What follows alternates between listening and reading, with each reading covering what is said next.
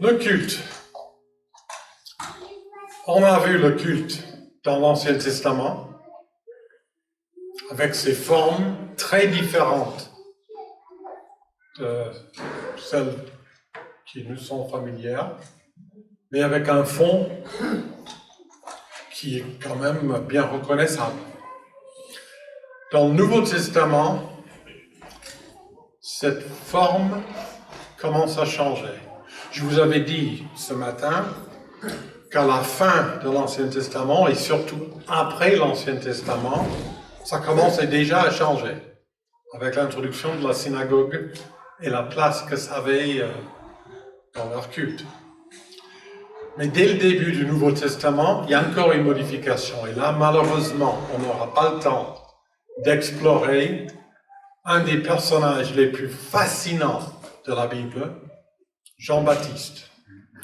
Jean-Baptiste qui est un iconoclaste comme il n'y en a pas deux. Jean-Baptiste était un sacrificateur. Tout le monde ne s'en rend pas compte. Tout le monde sait pourtant qu'il est fils de sacrificateur et qu'on est sacrificateur de père en fils, mais c'est très rare qu'on met 2 plus 2 ensemble pour faire 4. Donc Jean-Baptiste est un sacrificateur, ce qui veut dire qu'il devait pratiquer ces rites du Lévitique. C'est son rôle, c'est sa vocation. Au lieu de faire cela, tenez-vous bien, il a pratiqué un rite d'origine païenne, qui vient des Grecs, dont il n'est absolument pas question dans la loi de Moïse. Le baptême comme rite d'initiation n'est pas du tout la même chose que les rites de lavement, de purification des Juifs. C'est pas du tout la même chose. Jean-Baptiste change donc radicalement les formes parce qu'il veut que le peuple comprenne que si le cœur n'y est pas, les rites ne valent rien. En revanche, on peut communiquer les mêmes valeurs avec d'autres rites. Donc, un iconoclaste fascinant. D'ailleurs, il y a un document là-dessus, qui s'appelle Jean-Baptiste, un prophète pour notre temps. Mais ce qui est intéressant, c'est que Jésus lui a donné raison. Déjà, il lui donne raison en se faisant baptiser par lui. Donc, il s'inscrit dans le mouvement. En plus, il lui donne raison par le témoignage qu'il rend de lui. Ce qui, déjà, chez les Juifs, avant la mort de Jésus, commence à modifier dans la pensée de ce que va devenir le mouvement chrétien, la forme du culte, pas le fond. Jean-Baptiste voulait justement ramener les croyants sur le fond. Donc il n'est pas du tout en train de modifier le fond, mais il modifie la forme pour faire comprendre que le fond est ce qu'il y a d'important.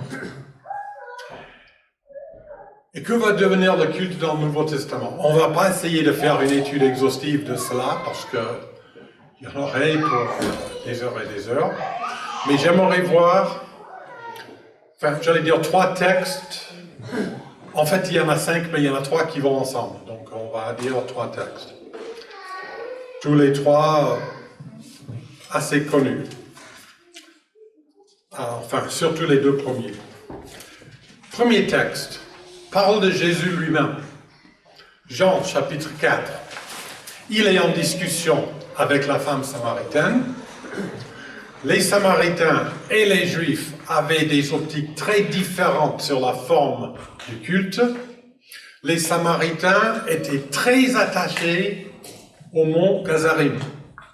Ils étaient persuadés que c'était là que Dieu voulait que le culte ait lieu.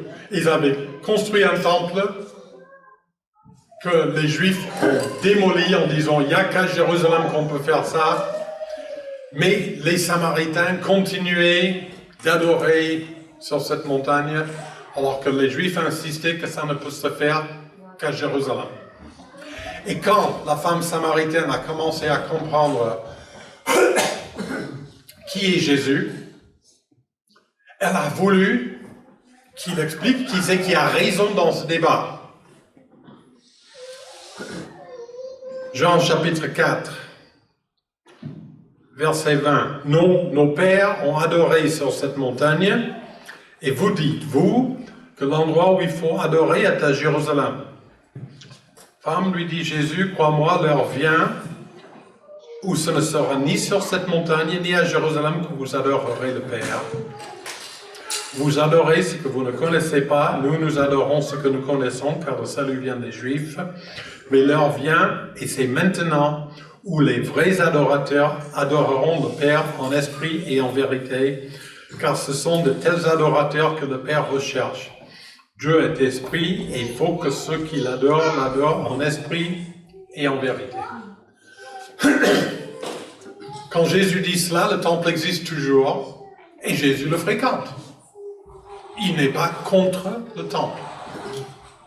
N'empêche, surtout dans le contexte de ce qu'avait fait Jean-Baptiste pour préparer le ministère de Jésus, on voit que Jésus est en train de préparer une modification fondamentale de la manière dont les croyants comprennent le culte. L'important n'est pas une question de lieu, de rite, etc.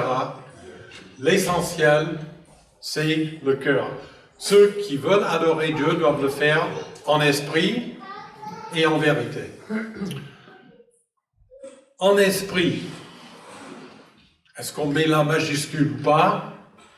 Ça, c'est une question d'opinion, parce que dans le texte en grec, soit c'est tout en majuscule, soit il n'y a pas de majuscule à esprit, même quand c'est le Saint-Esprit.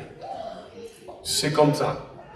Chaque langue a ses règles sur l'utilisation des majuscules, et le grec ne met pas de majuscules sur Dieu, sur Jésus, sur le Saint-Esprit, etc.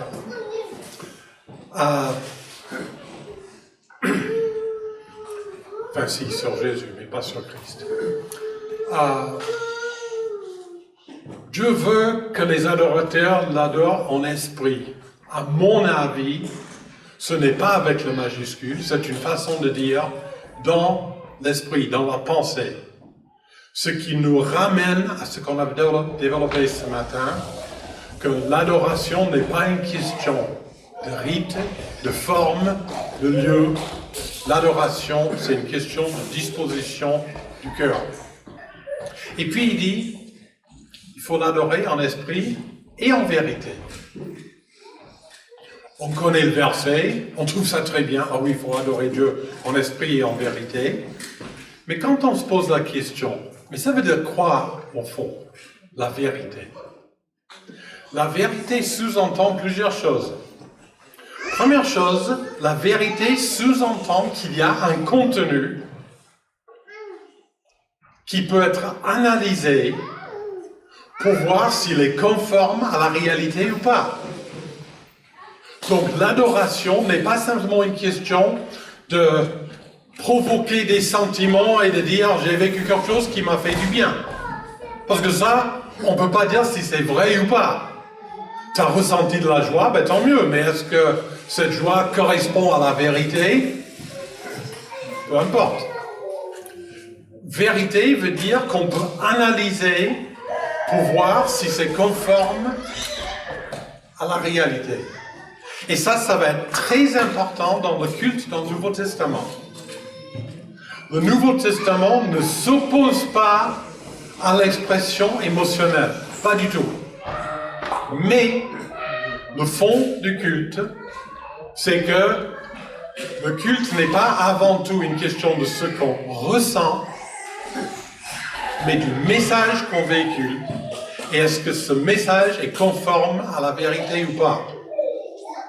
Mais autre chose que j'aimerais dire sur la vérité, j'ai constaté depuis ma jeunesse que la Bible a beaucoup de choses à dire sur la vérité, notamment le Nouveau Testament. Et j'ai toujours vu cela dans le sens général de la vérité. Ben oui, il faut qu'il y ait la vérité plutôt que le mensonge. Mais je suis de plus en plus convaincu que le Nouveau Testament met un sens encore plus profond à cela. Parce que les mensonges, on connaît. Qui n'en a jamais dit? Si quelqu'un dit moi, c'est déjà un mensonge. vraisemblablement. Mais il y a un mensonge par-dessus tout autre mensonge. C'est un mensonge qui est à la base de toute l'histoire humaine, depuis le Jardin d'Éden. Le mensonge que Satan a raconté à Adam et Ève dans le Jardin d'Éden, et qu'Adam et Ève ont cru, et que désormais, tout être humain vit en fonction de ce mensonge.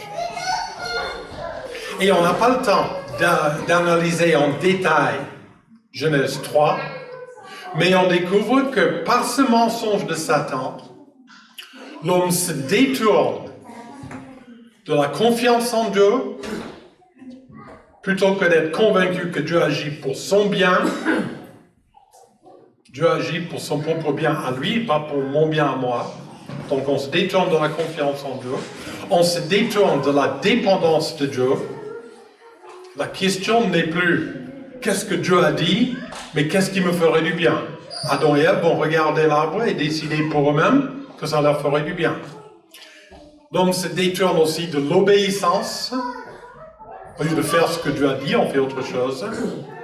Et pour finir, l'homme se détourne de la relation personnelle et intime avec Dieu.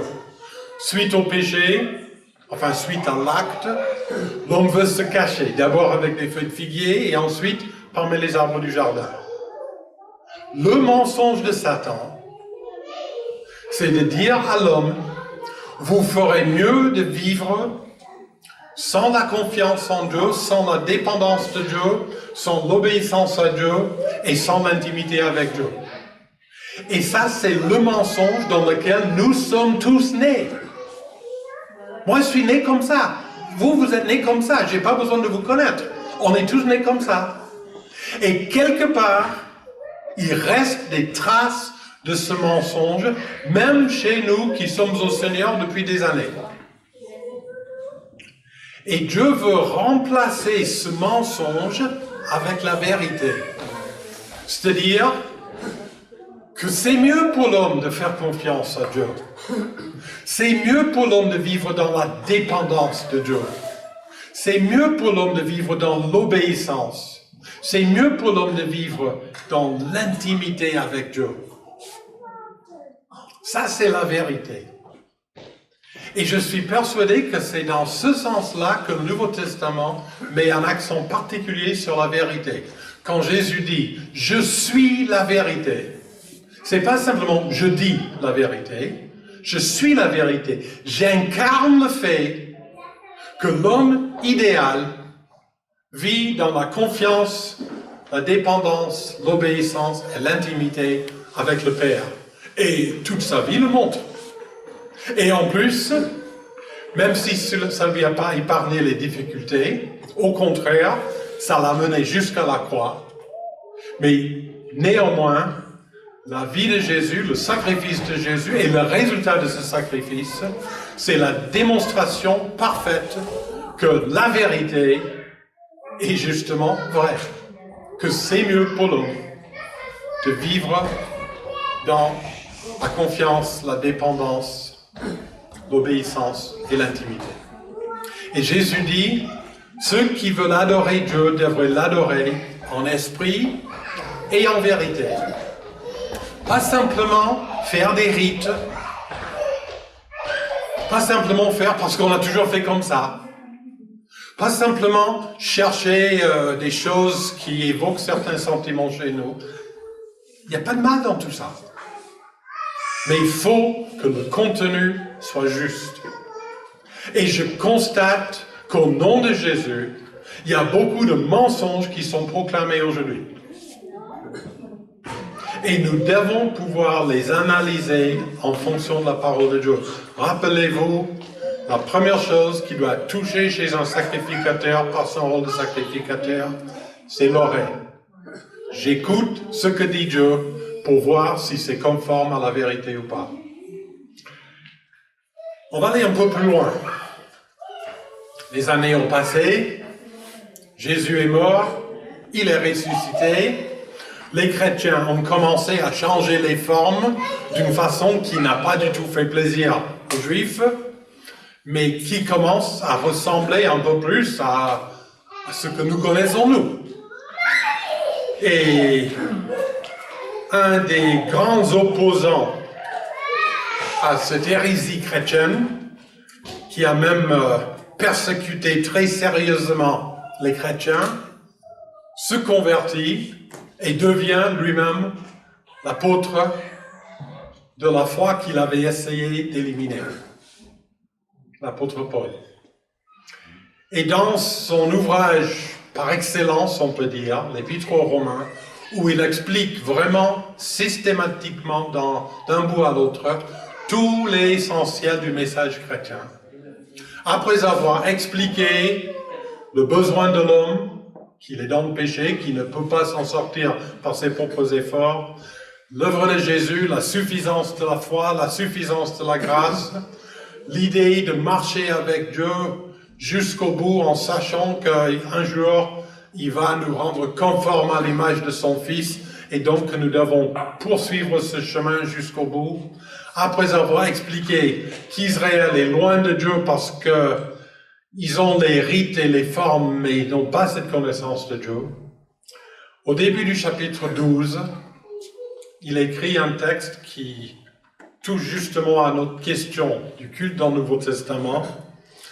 Romains 12, 1, vous connaissez le verset. « Je vous exhorte donc, frères, par les compassions de Dieu, à offrir vos corps comme un sacrifice vivant, saint, agréable à Dieu, ce qui sera de votre part un culte raisonnable. » Qu'est-ce que le culte raisonnable? C'est-à-dire le culte qui est logique, le culte qui est conséquent avec notre engagement.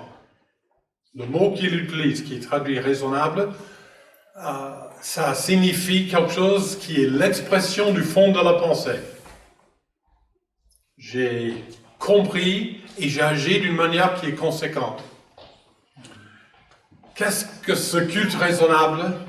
C'est de se donner à Dieu en sacrifice vivant. Et ça nous ramène à l'Holocauste qu'on avait vu ce matin dans le Lévitique. J'ai compris la suffisance du sacrifice pour le péché, donc je m'offre entièrement à Dieu. Pour Paul, c'est ça le culte. Les formes, c'est pas ce qu'il y a du plus important. Je suis sûr que déjà à l'époque, il y avait des variations, même assez importantes, d'une église à l'autre dans les formes. Ça, c'est pas un problème. Mais le fond du culte, c'est se donner à Dieu. Et puis, troisième texte, qui est en fait trois textes différents, dans un autre livre qu'on ne lit pas beaucoup. C'est pas le Lévitique, c'est l'Apocalypse. C'est difficile dans un autre sens, mais c'est quand même un livre qui n'est pas toujours facile. On ne va pas essayer de décoder toute l'Apocalypse, ne vous en faites pas. Mais j'aimerais vous lire trois textes, un dans le chapitre 4, un dans le chapitre 5 et un dans le chapitre 7. Et puis, je vais faire ressortir ce qu'il y a de pareil dans ces textes et le rapport que ça a avec le culte dans le Nouveau Testament. D'abord, Apocalypse 4, c'est la vision du trône de Dieu, avec les 24 anciens et les 4 êtres vivants, et là, on s'en passe sur les détails, les interprétations, peu importe.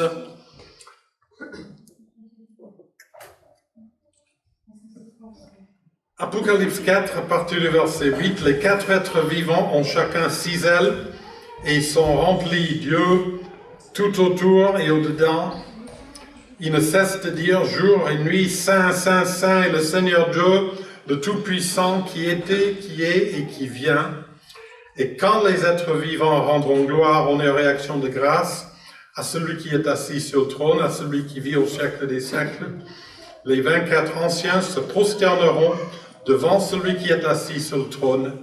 Ils adoreront celui qui vit au siècle des siècles et jetteront leur couronne devant le trône en disant « Tu es digne, notre Seigneur et notre Dieu, de recevoir la gloire, l'honneur et la puissance, car tu as créé toutes choses et c'est par ta volonté qu'elles existent et qu'elles furent créées. Sans commenter ce texte, nous lisons dans le chapitre 5.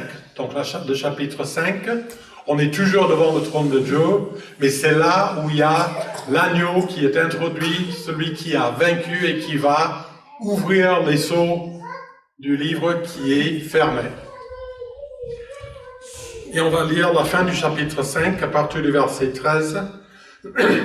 Et toutes les créatures dans le ciel, sur la terre, sous la terre et sur la mer, et tout ce qui s'y trouve, je les ai entendus qui disaient à celui qui est assis sur le trône et à l'agneau, la louange, l'honneur, la gloire et le pouvoir au siècle des siècles.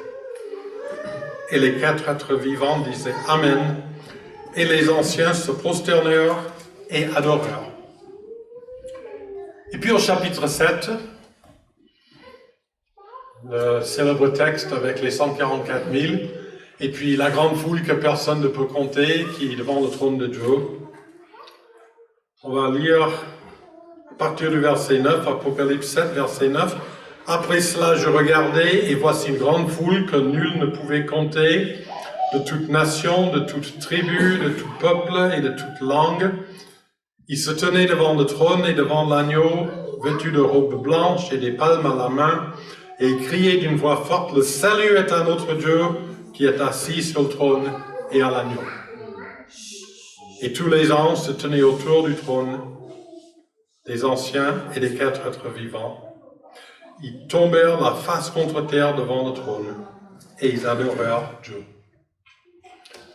Qu'est-ce qu'il y a dans ces 3 textes qui se trouvent dans un livre qui n'est pas toujours facile à lire, mais qu'est-ce qu'il y a dans ces 3 textes qui est pareil? C'est que dans chaque texte, d'abord, il y a une proclamation sur la personne de Dieu. La grandeur de Dieu, la sainteté de Dieu, la puissance de Dieu, l'œuvre de rédemption de Jésus, ou dans chapitre 7, le salut que Dieu met en place pour les siens. Il y a une proclamation sur Dieu. Quelque chose qui est communiqué, qui aide à mieux comprendre qui est Dieu et ce qu'il fait. Et dans les 3 textes, suite à cette proclamation, il y a l'adoration. Cela nous met devant 2 mots qu'on utilise couramment, mais qu'on ne comprend pas toujours. On ne comprend pas toujours. La louange et l'adoration. Dans le langage moderne, depuis une vingtaine d'années, de plus en plus, louange veut dire chant, dans les milieux francophones. Dans les milieux anglophones, c'est plutôt adoration qui veut dire chant. Mais bon, les Anglais, ils avaient toujours tout travers. Ils conduisent même du mauvais côté de la route. Mais dans les milieux francophones, de plus en plus, si une église dit on a un groupe de louanges, on sait tout de suite que c'est un groupe de chant. Je m'insurge contre cet usage parce que ce n'est pas du tout conforme à la Bible. La louange dans la Bible n'est pas que chant. La louange, c'est la proclamation de la personne ou de l'ouvrage ou de l'œuvre de Dieu. Tout ce qui montre qui est Dieu. D'ailleurs, c'est ce que glorifier Dieu veut dire aussi. On parle de glorifier Dieu. Qu'est-ce que ça veut dire, glorifier Dieu? Ça veut dire rendre visible la perfection invisible de Dieu. Quand je vis d'une manière qui montre la sainteté de Dieu, l'amour de Dieu, la compassion de Dieu, la fidélité de Dieu, je glorifie Dieu. La louange, c'est la proclamation de ces choses au sujet de Dieu. La louange, pour entrer dans la catégorie de louange, doit être compréhensible. Je ne peux pas dire que Dieu a été loué, au moins. Je ne peux pas dire que j'ai reçu cette louange Si je n'ai rien compris. Si j'ai simplement ressenti quelque chose de beau. Oh, c'était super, on a fait un temps de louange, on a tapé dans les mains, c'était extraordinaire. Qu'est-ce que tu as compris? J'ai compris que ça fait du bien. Ben, pas une louange. S'il n'y a pas proclamation et donc compréhension de la personne de Dieu, il n'y a pas louange. Adoration, le mot à la base veut dire se prosterner. Si je me prosterne devant quelqu'un, qu'est-ce que je suis en train de symboliser par cela? Je suis en train de symboliser, et ça se fait dans presque toutes les cultures, d'une manière ou d'une autre. Je suis en train de symboliser par ce geste qu'il est plus grand que moi. Donc, adorer Dieu, c'est reconnaître la place de Dieu dans ma vie.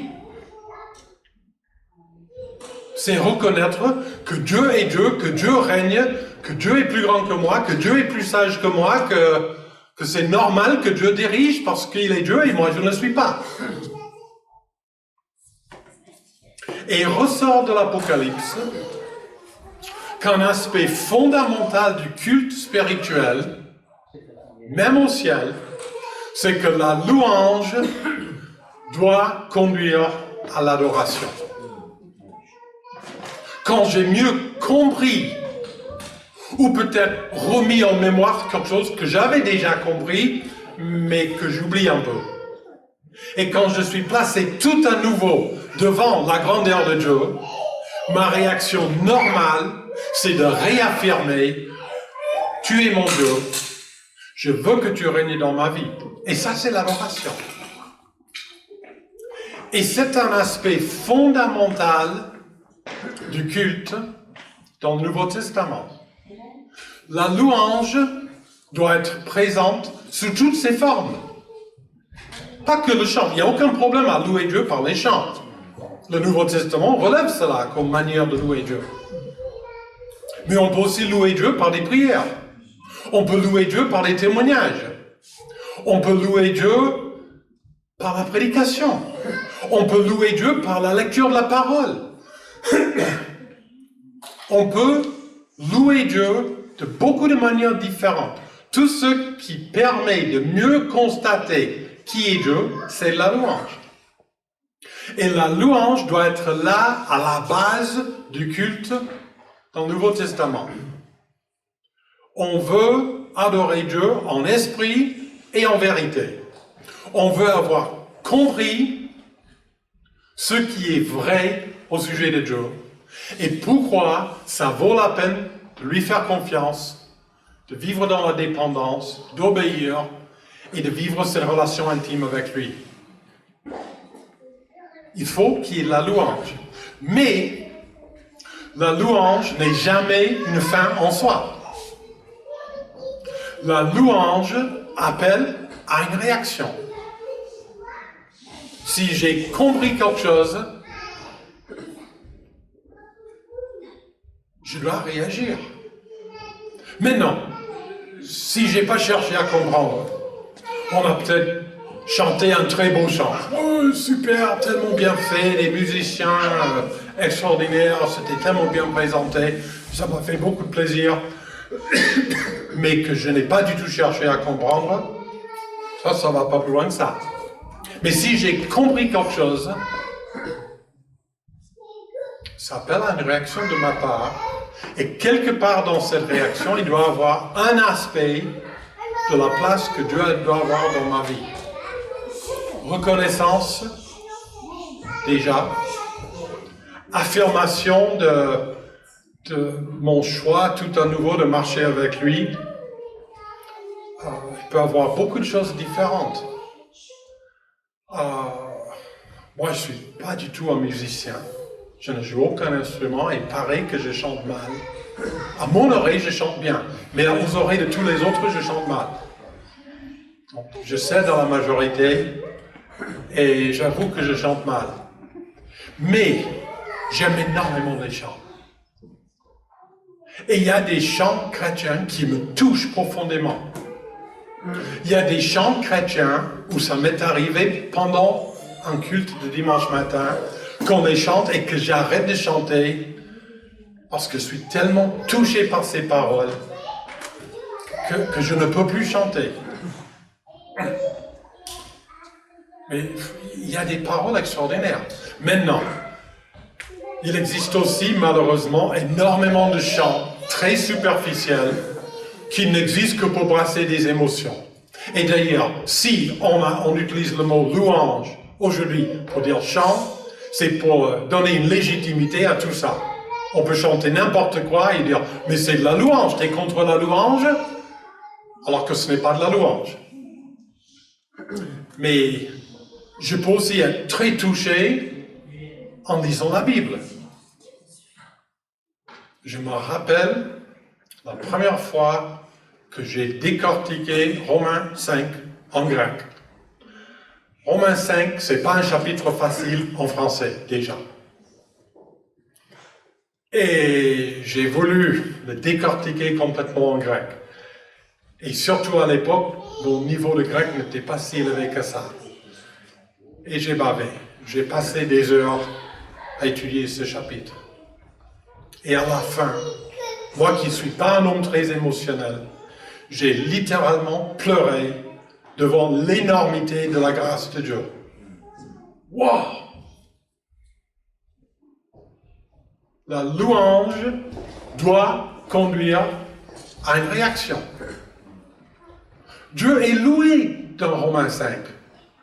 Paul met en avant la suffisance de la grâce, l'énormité de la grâce, à quel point la grâce est infiniment plus importante et plus puissante que tous nos péchés. Et pourtant, je suis conscient au point que le péché touche mon cœur.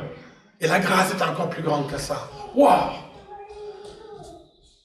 Ça m'appelle à une réaction devant Dieu, à dire, je veux marcher avec un Dieu comme ça, je veux lui appartenir, je veux m'offrir en sacrifice vivant à un tel Dieu.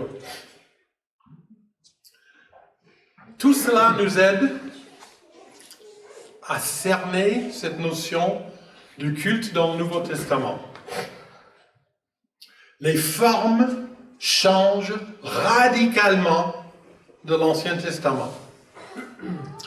Surtout, ces formes sont beaucoup simplifiées. Les formes des cultes dans le Nouveau Testament, il reste combien de rites chez nous? Bon, il y en a deux où tout le monde est d'accord, c'est la scène et le baptême. Et encore, on n'est pas d'accord sur la manière de les faire. Mais on est d'accord que ça existe. Puis il existe quelques autres rites selon les églises, la présentation des enfants, le lavement des pieds, etc. Mais il n'y a pas tant de choses que ça. C'est vraiment simplifié. Pourquoi? Pas parce que les formes anciennes étaient mauvaises, c'est Dieu qui les a données. Mais parce que ces formes anciennes n'avaient de validité que pour nous aider à comprendre les choses. Et dans le Nouveau Testament, quand on peut regarder la vérité en Christ, on n'a plus besoin de ces formes. Et donc, le culte est simplifié pour que nous puissions comprendre que c'est le fond du cœur qui compte, et pas les formes. Et quand j'entends des églises qui se chamaillent entre eux sur la façon de faire, je dis, mais ce sont des gens qui n'ont rien compris. Est-ce qu'on fait comme ça? Est-ce qu'on fait comme ça? Mais peu importe. Jésus avait très peu de choses à dire sur la forme des églises. Mais il avait beaucoup de choses à dire sur le message de l'Évangile. Sur un cœur transformé, un cœur qui marche réellement avec Dieu. Il laisse aux croyants par la suite d'adapter cela. Et j'imagine que les formes variaient pas mal, surtout entre les chrétiens d'origine juive et les chrétiens d'origine païenne. Je peux imaginer que les formes étaient assez différentes.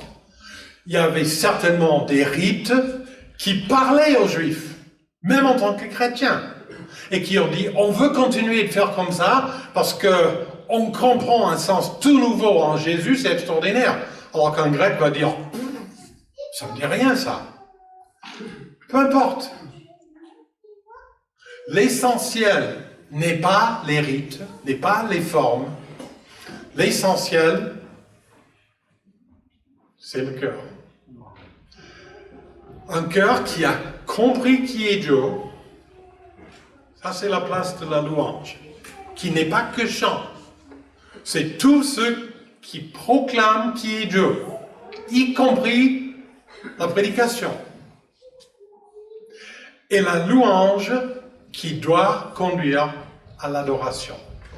Et s'il y a une reproche principale que je fais aux évangéliques modernes dans la forme de nos cultes, et là je parle du culte dans le sens de la réunion de dimanche matin, c'est que trop souvent, on fait de la louange et on arrête là et on rentre à la maison. Plutôt que de prendre le temps de réfléchir devant cela, de prier devant cela, de se calmer, parce que parfois dans la louange ça y va, et c'est pas un mal. Mais si j'ai compris quelque chose, s'il n'y avait pas que les sentiments, si j'ai compris quelque chose, qu'est-ce que j'en fais? Maintenant, quelle forme adopter pour conduire de la louange à l'adoration? Là, je suis très ouvert. À chaque église, à chaque personne, de trouver la forme qui lui convient. N'empêche que la louange doit conduire à l'adoration. La louange qui ne conduit pas à l'adoration est simplement un exercice centré sur l'homme pour brasser des émotions. En même temps, l'adoration qui n'est pas basée sur la louange, c'est-à-dire qui n'est pas basée sur le fait que j'ai compris d'une manière ou d'une autre qui est Dieu, n'est qu'un attachement sentimental à Dieu. Et je ne peux plus compter le nombre de personnes qui se sont converties, comme on dit, dans l'enthousiasme, et qui au bout de quelque temps ont tout laissé tomber. Parce qu'ils n'avaient qu'un attachement sentimental. Ils n'avaient pas compris la personne de Dieu pour prendre un vrai engagement. Leur adoration n'était pas enracinée dans la louange. Comment résumer donc le culte dans le Nouveau Testament par rapport au culte dans l'Ancien Testament? C'est que la forme est très très différente, mais le fond, c'est encore le même. Il faut que Dieu soit Dieu dans ta vie, dans ton cœur. Il y a beaucoup de gens qui veulent avoir Dieu dans leur vie. Ah oui, moi je veux bien avoir Dieu dans ma vie, comme ça quand j'ai un pépin, je peux prier et il peut m'aider. Mais que Dieu soit Dieu dans ma vie, ça c'est autre chose. Si Dieu est réellement Dieu dans ma vie, il a le droit de me dire non. Parce qu'il est Dieu. L'apôtre Paul, qui est pourtant une référence en matière de foi, il a supplié le Seigneur 3 fois de lui délivrer de cette écharpe dans la chair. Et le Seigneur a dit non, ma grâce te suffit. D'accord. Je peux accepter ça. Parce que si Dieu est réellement Dieu, il a le droit de me dire non. Et il n'a même pas besoin de m'expliquer pourquoi. J'ai vécu des expériences douloureuses où je n'ai jamais compris pourquoi.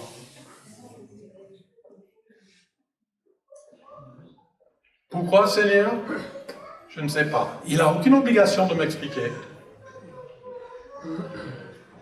Tout ce que je sais, c'est que si Dieu est Dieu dans ma vie, je veux qu'il soit Dieu dans tous les domaines. Et je constate que ce n'est pas quelque chose que j'arrive à comprendre une fois pour toutes le jour où je me convertis. C'est un processus qui continue tout le long de la vie. Et c'est ça le sens du culte. Le culte, c'est d'apprendre de plus en plus qui est Dieu dans ma vie, pour que je puisse l'adorer en esprit et en vérité. Alors, si on veut parler de nos cultes en tant que réunion d'église, moi je ne suis pas là pour vous dire quelle forme de culte vous convient. Personnellement, ce qu'on a vécu aujourd'hui m'a convenu parfaitement. Alors là, je pourrais retrouver ma place parmi vous sans aucun problème. Mais ce n'est pas parce que ça me plaît que c'est bien. Mais toute forme qui nous aide à vivre de plus en plus le culte, la place de Dieu dans ma vie, c'est bien. Que le Seigneur nous aide donc à vivre cela comme ça, à comprendre qui Dieu doit être dans ma vie, à vivre dans cette confiance, cette dépendance, cette obéissance et cette intimité avec lui, qui comprennent la vérité et qui remplaceront dans ma vie le mensonge dans lequel je suis né et qui a fait tant de dégâts dans l'histoire de l'humanité. Le culte dans le Nouveau Testament se vit dans la vérité. Que Dieu nous aide toujours plus à vivre cette vérité. Amen. Amen.